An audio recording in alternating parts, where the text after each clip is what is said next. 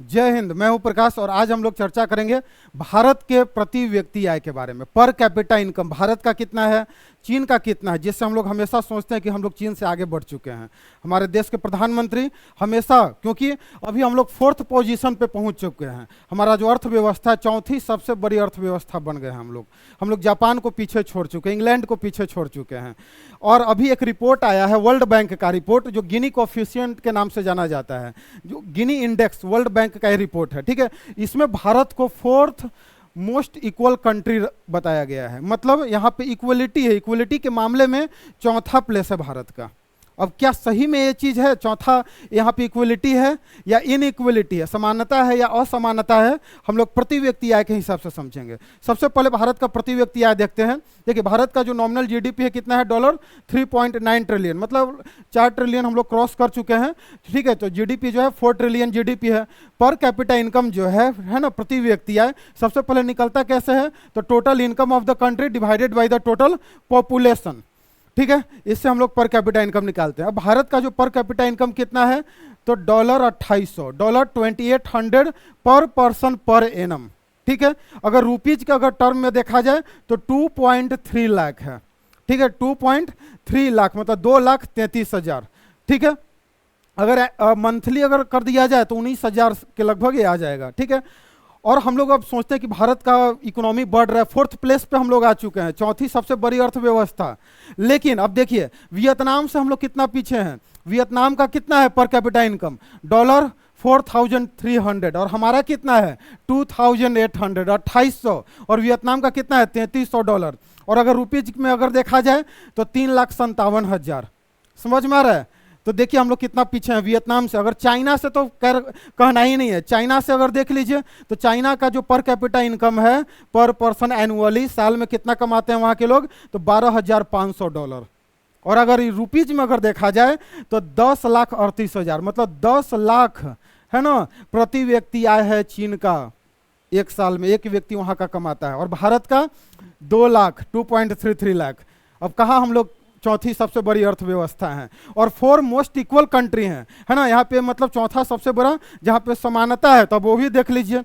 140 करोड़ का जो आबादी है हमारा, इसमें 1% जो लोग हैं वो 40% संपत्ति को, धन को कंट्रोल किए हुए हैं। मतलब 40% जो धन है वो 1% लोगों के पास है। और वो भी 1% में कौन लोग आते हैं, गांव के वो लोग नहीं जिनके पास फॉर्च्यूनर, स्कॉर्पियो, सफारी होगा, वो लोग अंबानी और अडानी आते हैं, ठीक है।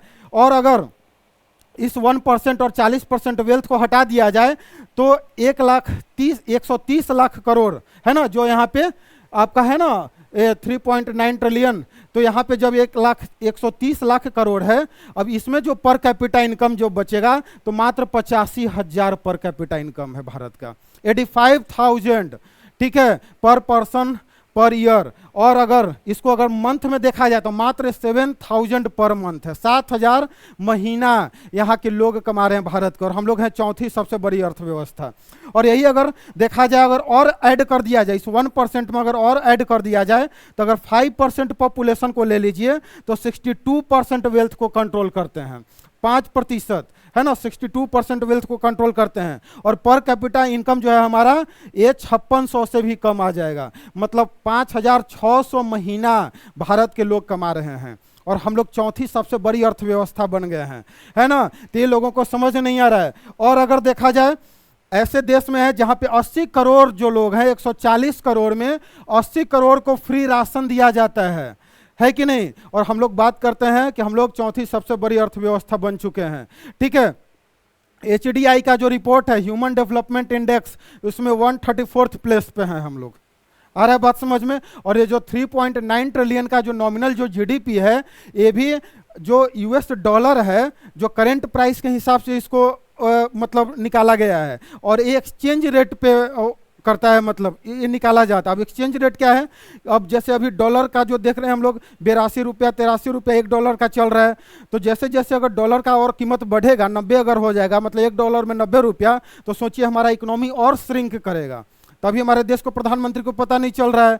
जब मनमोहन सिंह के सरकार में जब डॉलर और रुपया का जो बढ़ता था तो उसमें बोला जाता था आज भी तो बढ़ रहा है। और पर कैपिटा इनकम हम लोग देख लिए हैं, समझ में आ रहा है। और एक चीज और सबसे मजेदार चीज हम आपको बता रहे हैं कि जब पर कैपिटा इनकम हम लोग देख रहे हैं, यहाँ पे क्या है, टोटल इनकम है ना, मतलब कुल आय, total income divided by total population, total जनसंख्या देश का।